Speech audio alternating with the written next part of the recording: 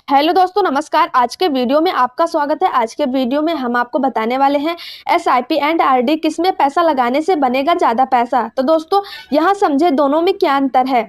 RD का कार्यकाल 6 महीने से 10 साल तक हो सकता है, जबकि म्यूचुअल फंड एसआईपी के मामले में ईएलएसएस के अलावा कोई लॉक इन अवधि नहीं है। सिस्टमैटिक इन्वेस्टमेंट प्लान यानी कि एसआईपी के निवेश रणनीति है, जिसमें म्यूचुअल फंड योजना में एक छोटी निश्चित राशि का नियमित निवेश शामिल होता है। एसआईपी को आमतौर पर रुपए की औसत लागत के बारे में जाना जाता है। एसआईपी सरल, सुविधाजनक और लचीला है।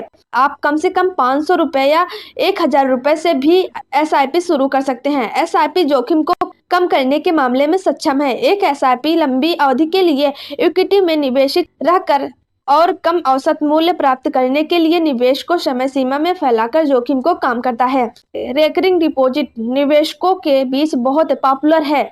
आरडी परंपरागत निवेशकों के लिए एक लोकप्रिय निवेश विकल्प है, जो लगभग शून्य जोखिम के साथ बचत पर निश्चित दर पर रिटर्न देता है। जैसे आप एसआईपी में नियमित रूप से निवेश करते हैं, वैसे ही आप आरडी में भी नियमित जमा कर सकते हैं और ब्याज कमा सकते हैं।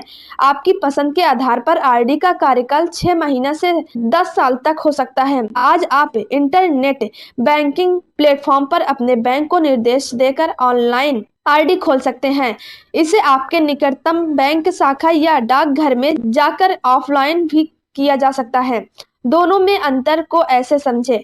रेकरिंग डिपॉजिट यानी आरडी पर सामान्य रिटर्न 7% से 8% की सीमा में है, जबकि इक्विटी फंड पर एसआईपी इक्विटी ओरिएंटेड स्कीम में लंबी समय सीमा में औसतन 12% से अधिक रिटर्न मिल सकता है। आरडी में विकल्प अपेक्षाकृत सीमित है।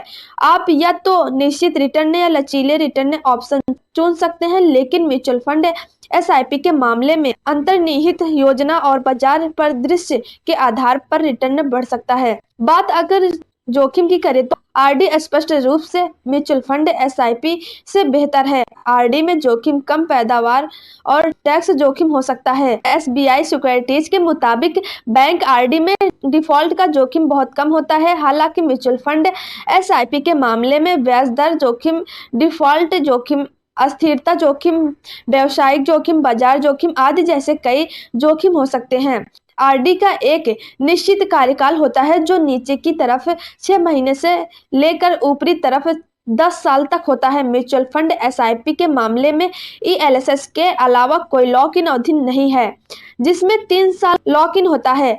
आमतौर पर बाहर निकलने से बचने के लिए 1 साल का एग्जिट लोड होता है, लेकिन आदर्श रूप से इक्विटी फंड एसआईपी में 7 या 8 साल से अधिक का कार्यकाल बेहतर परिणाम दे सकता है। लिक्विडिटी की बात करें तो आरडी को समय से पहले निकाला जा सकता है, लेकिन इसमें जुर्माना लगता है, जिससे रिटर्न कम हो जाता है। हालांकि म्यूचुअल फंड के मामले में किसी भी समय अपना एसआईपी बंद करने पर कोई शुल्क नहीं लगता। अगर आप एक निश्चित समय से पहले निकासी करते हैं तो एग्जिट लोड यानी कि निकास भार लागू होगा। कौन है आगे? तो दोस्तों ऐसे क्षेत्र जहां म्यूचुअल फंड एसआईपी आरडी से अधिक स्कोर करते हैं, वे अधिक लचीले होते हैं, लंबे समय के टारगेट के लिए अधिक उत्तरदायी होते हैं और उच्च रिटर्न की अधिक संभावना होती है।